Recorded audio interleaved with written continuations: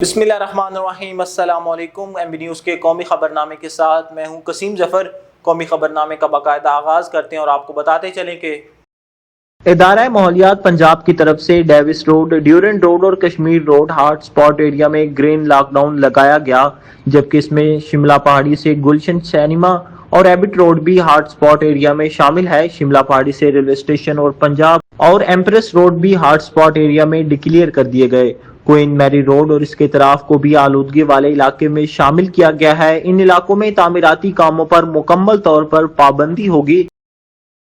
ضلعی حکومت سستی روٹی فروخت کرنے میں ناکام ہو گئی۔ شہر کے متعدد علاقوں میں روٹی 16 روپے سے فروخت ہونے لگی۔ متعدد علاقوں میں نان 25 سے 40 روپے فروخت ہونے لگا۔ شہر لاہور میں 14 روپے کی سستی روٹی 20 روپے میں فروخت کرنے کا عندیہ دے دیا گیا۔ صدر متحد نان روٹی ایسوسی ایشن آفتاب گل کا کہنا ہے کہ 20 کلو آٹے کا تھیلا 1800 روپے میں فروخت کیا جا رہا ہے۔ کراچی سے دبئی راستے میلبرن روانہ ہونے والے پاکستان وائٹ بال کے کپتان محمد رضوان، نائب کپتان سلمان علی آغا، سائم ایوب، کامران غلام، عبداللہ شفیق، عامر جمال، حسیب اللہ اور عرفات منہاس شامل ہیں۔ پاکستان ٹیم کے ساتھ فیلڈنگ کوچ محمد مسرور سمیت مینجمنٹ کے 5 ارکان بھی میلبرن روانہ ہوئے۔ واضح رہے کہ آسٹریلیا کے خلاف 3 ون ڈے اور اتنے ہی T20 انٹرنیشنل میچز کھیلنے کے لیے پہلے مرحلے میں پاکستانی اسکواڈ کے 7 کھلاڑی پہلے ہی میلبرن پہنچ چکے ہیں۔ حال ہی میں سارہ رضا خان کے کچھ ویڈیو کلپس سوشل میڈیا پر وائرل ہوئے، جو کہ ایک انٹرویو کے ہیں۔